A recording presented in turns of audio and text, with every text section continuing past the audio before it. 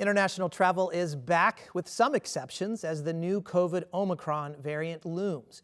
How does both international travel and this variant potentially impact our state's recovery? That's this week on Nevada Week.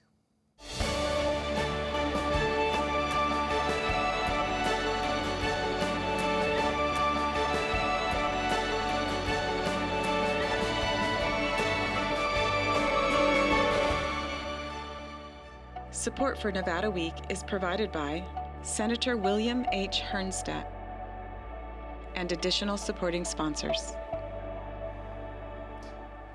Welcome to Nevada Week. Well, progress has been made in the fight against the coronavirus nationally and globally. Two indicators of this progress are, of course, the return of international travel just last month and the return of holiday festivities along the Strip. We'll look at both of these later on in the show. But first, the emergence of a new COVID variant is raising concerns about another return to increased transmission and tighter restrictions. I spoke with Brian Labus, assistant professor at UNLV's School of Public Health and member of the governor's COVID-19 task force about this new variant. Well, Brian, thank you for joining us again. We appreciate it. I want to talk specifically about where we are with South Africa right now. I know the data is maybe not as much as you would have hoped we had, but South Africa is reporting that a third of their cases are the Omicron variant right now. They're reporting that twice or more of the spread of Delta variant, higher reinfection rates, higher rates with children under 5, and yet they're also reporting that it's less severe. I mean, I guess you can look at this both ways. Is this encouraging news or is this ominous news? Well, it's hard to say what it really means because South Africa is so different than the United States in terms of their population structure, their vaccination rates, their healthcare and public health systems. So it's hard to say what they're seeing there means for us. Of course, there's a concern because this is a new variant. It could cause problems here, but I think people tend to look past the fact that we still have Delta circulating widely in the community. We have something that we can do about it, but people aren't getting vaccinated. So everybody's looking toward this next variant and not dealing with the one that's actually here and causing problems right now. Because of where we are, and we really have these big unknowns, we talked about this on a previous show. How the virus behaves in South Africa is not the same as how the virus behaves in Nevada. Are we really in a wait and see kind of pattern here until we really know how the virus can spread in Nevada? Well, we know how it spreads, and we know that the vaccine will provide at least some protection against this, against that virus. But we don't know how easily it spreads. We don't know how severe it's going to be, and we don't know the exact protection we'll get from the vaccine. Those are things that we still need to understand to figure out what this means for us. But it has that potential, which is why it's been listed as a variant of concern. We're concerned this could cause some problems here, but we don't know exactly what that means. What are your biggest concerns right now over the Omicron variant? Well, I think the biggest problem is vaccine hesitancy. The way out of this pandemic is getting a large percentage of our community vaccinated. We've really struggled with that over the last few months. People are not getting vaccinated for a number of different reasons, and that basically provides an opportunity for this virus to spread. Natural immunity wears off over time. It's not as strong as once you get vaccinated. So we have people that have gotten the disease and can get it again in a year or so. Related to international travel, we saw very swift restrictions right off the bat. Of course, a lot of closures in South Africa, banning international travel, but there's been other restrictions domestically as well. Is this because of that unknown factor and what the term seems to be, this preemptive strike, to then maybe reduce the spread of something like the Omicron? We're trying to do what we can to keep the virus from being introduced into the United States many, many different times. It's probably going to show up here, but if we can slow it down, we'll have a better idea of what this virus means for us and what we can do to help control it once it gets here. Per some of the restrictions that we're having domestically, it used to be a COVID negative test 3 days prior to international travel. We reduced that to 1. Is that enough to reduce the spread? Well, I don't think there's any way to keep the virus from actually showing up here. If you test people, you can always miss it. Some tests or all tests are not perfect. You're going to find some false negatives. It also depends when you test people. If you test too early, you're going to get a negative and that person shows up a couple days later with the actual symptoms of the illness. So testing is not the perfect way to keep a virus out of anywhere. It's going to help reduce cases showing up, but it's not going to completely prevent it. And reducing 72 hours to 24 hours provides a little more protection. But this is really about slowing it down. I don't think it's realistic to think this is going to stop it from being introduced in the United States. if we are to see more severity of Omicron and some of the concerns that that we could potentially have here, what are some of the potential restrictions the CDC or the WHO could recommend to further limit international travel here? It's hard to say. They typically look at which countries are having problems with it. They look at how bad the spread is in those places, and that's where they put in those restrictions. So it really comes down to adding additional countries to the list. It's not like there's a lot of other steps between getting tested right before you fly and completely shutting off the border to those countries, which is usually a step we don't want to take. It's a big difference to test people before they leave their country versus just prohibit tourists from any certain place or international travelers from those countries. So there's not a lot between it. It's really just adding more countries to the list. Of course, South Africa is kind of the regional hotspot right now, but we are seeing other restrictions internationally. Is this going to be more like a potential rolling restriction that we could see, or is it possible we're just going to see blanket restrictions again if the severity is on the level of maybe a Delta variant? Well, the restrictions really are just going to slow down the virus. It's not, like I said, it's not going to prevent it. And so putting in a lot of really extreme restrictions really won't do something to stop it from showing up here. Once it's in the US and starts to spread here, those restrictions don't necessarily make a lot of sense. So I don't see us shutting down tourism from everywhere. It doesn't really make sense to approach it like that because it's not going to do much other than hurt the economy. It's not like it's going to stop the virus from showing up here if it's already here. It'd be like putting in restrictions now about Delta. Well, Delta is all we see in the United States, so it doesn't make sense to think about other countries that are having that problem. We usually look at it with those that are having kind of out of control rates, and those are the ones that we put some restrictions in just because the probability of sick people coming to the U.S. from those countries is just so much higher. For 600 days, international travel to the United States was heavily restricted or non-existent due to COVID concerns. Well, international travel has been an important part of Las Vegas's business, of course, pumping an estimated $4.8 billion into the economy in 2019 alone. Well, in November, those travelers were allowed to return, but will the rise of the Omicron variant put a damper on that? And with the record-breaking gaming revenue we're seeing thus far in 2021, without international travel, of course, is it still a critical factor in economic recovery and normalcy? Well, joining us to talk about international tourism is Josh Swissman, founding partner of the Strategy Organization. Roger Gross, publisher of Global Gaming Business Magazine, and Brendan Bussman, partner and director of Government Affairs for Global Market Advisors. Thank you so much. This is kind of that, I think, Josh, you mentioned the final cog. We've been talking a lot about economic recovery. We've been talking a lot about gaming and hospitality and tourism on the show. And I wanted to come to that. And Brendan, I wanted to start with you.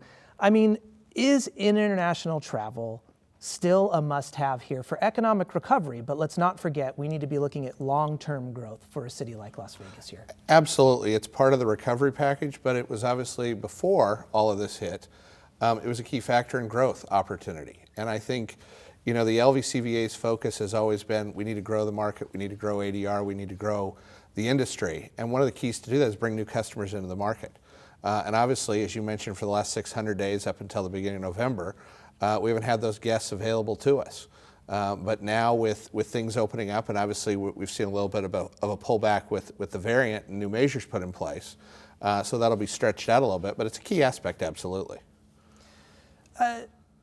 Roger, let's talk about some of the gaming Sure. numbers that we're seeing here. I mean, record-breaking numbers, $1 billion a month, 8 months straight. It doesn't look like that trend's going to change at all. We're looking for potentially a record-breaking year compared to a record-breaking year of 2019. Absolutely.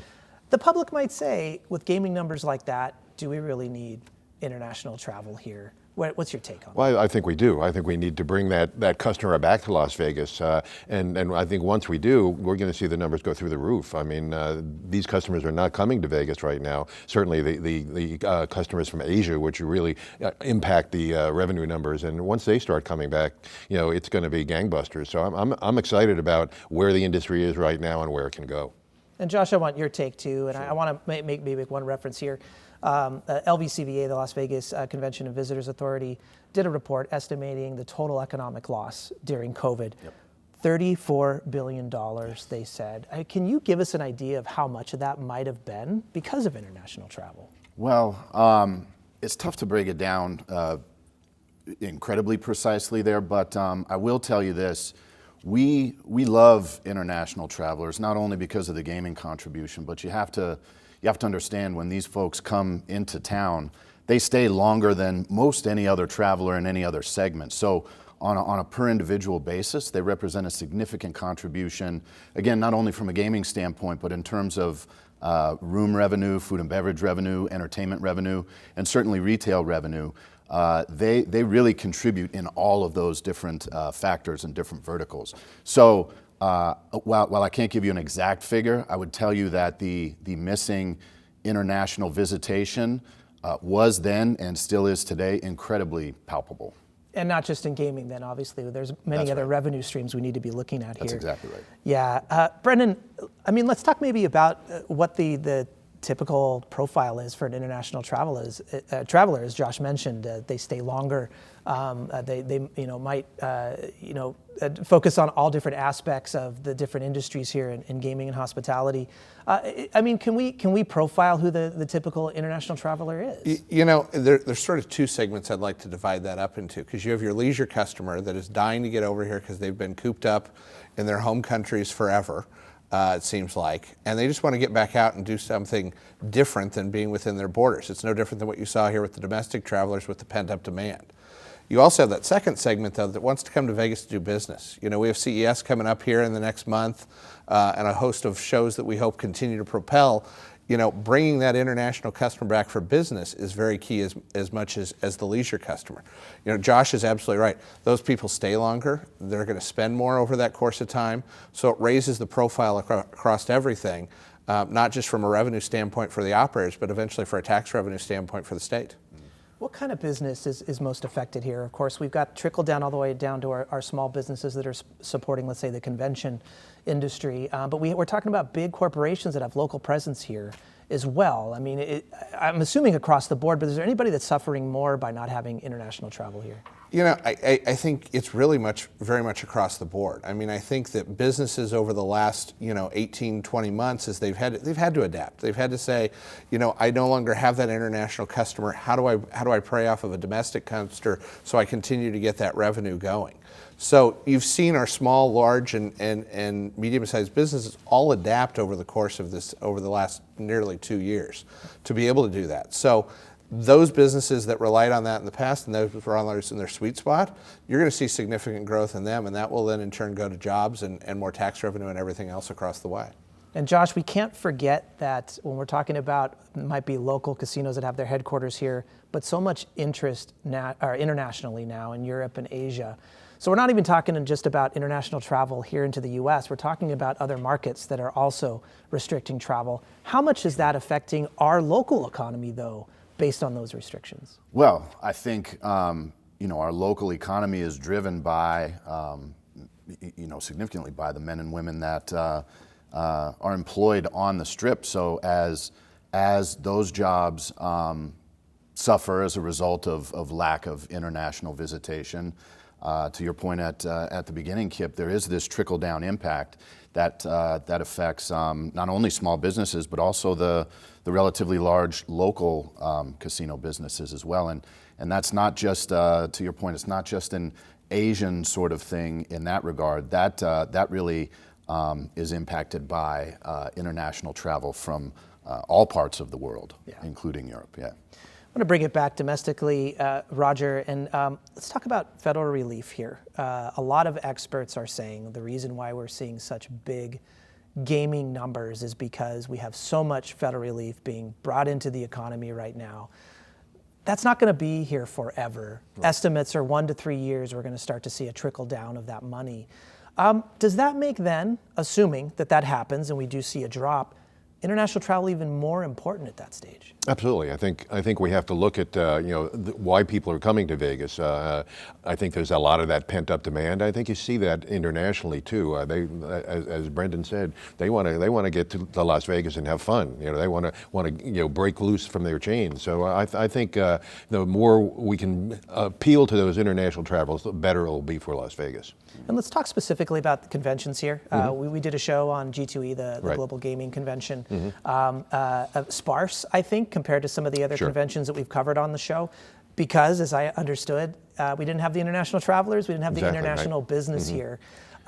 So let's talk about when that business comes back online, how that's going to change the convention economy here specifically. Well, I think when you have these big shows like CES and National Association of Broadcasters, when they come to Vegas, those have a lot of international components. So you're going to want to make sure that you're wide open by the time you get back here. I mean, we're going to see CES next month without any international visitation for the most part. I mean, there's still some that were there even at G2E this year. There were some international people that braved the restrictions to come over. And I think you're going to see that more and more as this pent-up demand goes, and also because they need to be here to grow their business. Yeah. Brendan, let's talk about Resorts World also. I think another really interesting case study here. Yep. Opened in late spring, early summer, or summer, I think it was. June. Third quarter reports come out, not too rosy for Resorts World right now. Occupancy comparatively significantly low. How much of that could be attributed maybe to the lack of international travel? Well, I think part of it's due to the lack of international travel. I think it's lack of at that point meetings and conventions coming back completely. I mean, you talk about G2E. G2E was great. It was great to see a lot of friends back that you haven't seen for basically 2 years. But it was down. You didn't have as many international. You didn't have some of the domestic because travel was still up in the air. The other challenge I think the Resorts World factor has is you have a new property on the Strip that necessarily doesn't have a Las Vegas database. I mean, you talk Resorts World to me, I think Singapore, I think Malaysia, then I go to New York, then I go to Birmingham. It's not one of those that I immediately say, hey, they're in Las Vegas, other than because I live here and they've been developing this property. So, I think as they start pulling some of those international guests and you're able to come in and they're able to raise that brand, you'll see that occupancy come up, you'll see the revenue come up. But it just goes to show the challenge that you have when you have a new property on the Strip that necessarily doesn't have the database and the ability to bring people in. Even though its proximity to the convention center is going to be great, even though it has that international flair to it, it's going to take time to grow that.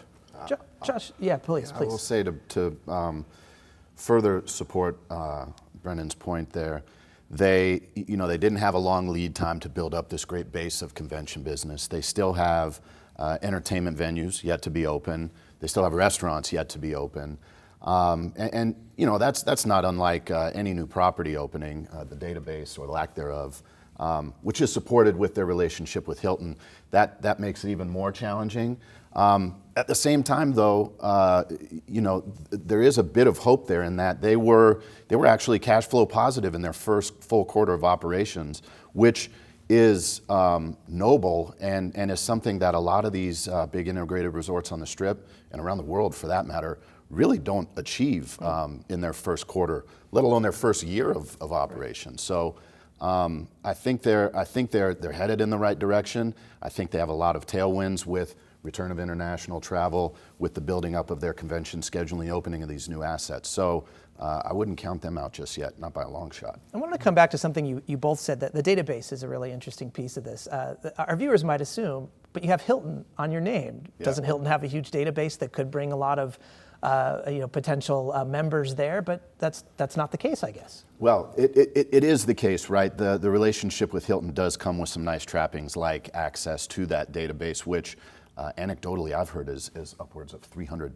It's a massive database. That does give Resorts World an advantage to drive business to Las Vegas. But you can appreciate that business is very much just a sort of a leisure traveler and maybe a business traveler there. What they don't really get from Hilton is a gaming database, which is tremendously important, right. Particularly on the Las Vegas Strip. So that is a challenge that they're going to have to overcome. But they do get some benefit in the non-gaming sort of segments through their relationship with Hilton, for sure. And when you look at the way the Cosmopolitan failed, to really drive business early on. That's right. And now of course MGM owns them, so now they've got that database, that amazing database. But it took them 4 or 5 years really to get some traction before they finally started to turn a profit. Yeah. Really interesting. Yeah. Roger, I want to go to you. Let's talk a little bit about the Omicron variant here too. Of course, this is the biggest concern related to international travel, but this isn't a new thing. We just are still in the midst of the Delta variant. We cannot forget that. Previous segment, actually, we had an expert talking about that as well. How concerned are you that Omicron can really affect our international travel on a more of the midterm, short-term basis here?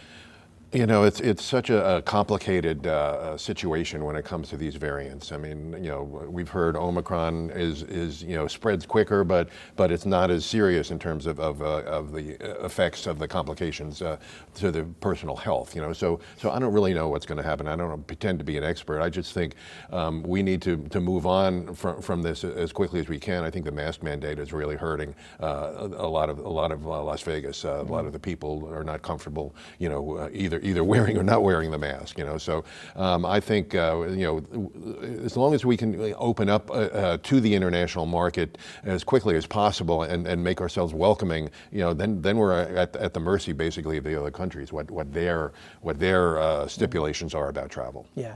Brendan, we have about 3 more minutes. I wanted to come to you. The comfortability issue is such a big piece of this for international travelers coming here to the U.S., of course, too.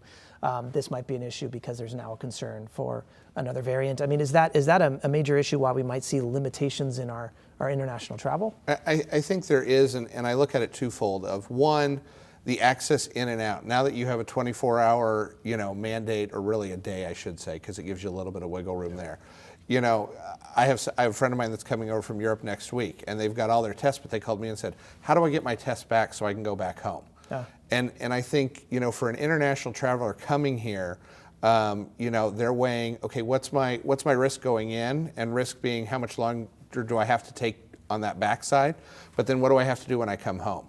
And that becomes the more challenge, because if you're sitting there going, okay, I've got to go quarantine for a week or 2 weeks, on the backside, you're like, I can't give up my life to do that potentially. Yeah. So that's where you see the limitations coming into play. The other thing I'd add to that too is, you know, if we can get more ability to get the PCR tests and those types of things for those people to come back, because that's the biggest question. I know we have a couple spots in and around the Strip to be able to do that, but literally, you know, I know jurisdictions around the globe that literally the hotels are saying, come internationally and we'll give you the test for free. We'll sign you up and we'll bring the nurse in to do it. Interesting. Yeah. Josh, I wanted to come to you. Limitation on testing, that's fascinating, especially the turnaround on this. Let's go domestic here. Sure. We got about a minute left, but let's go domestic. We have domestic potential international travelers that are looking to go abroad, and this might then limit their choices, and maybe they're going to decide, I might stay local. And if they stay local, they might come to Las Vegas. I mean, could we see maybe a little bit of a boost here? You know, it's interesting. I hadn't really thought about it in that way, but I am sure, much like Brendan was just talking about international travelers having some second thoughts about coming to the U.S., there are, you know, I have heard, again, just anecdotally in conversation with friends and colleagues, a bit of that same sort of concern or second thoughts around, you know, geez, how will I you know, get my test on the way back. My wife and I were just in Mexico, and it was actually quite easy there. We just got our test right there in the hotel, but it's not like that everywhere. And you may actually see a bit of sort of a knock-on bump in visitation there to Las Vegas because of that. I'm sure that would be the case. Yeah. Especially in the short term, right? Typically, international travel both ways, whether you're a U.S. citizen going abroad or whether you're international, you know, internationally based coming to the U.S. There are, you know, things that you need to take into account in a longer schedule there. So even in the short term, probably more so than the long term, I think you'll see that added pop. Yeah. Well, let's hope. That's very hopeful. Yeah. Let's end on that note.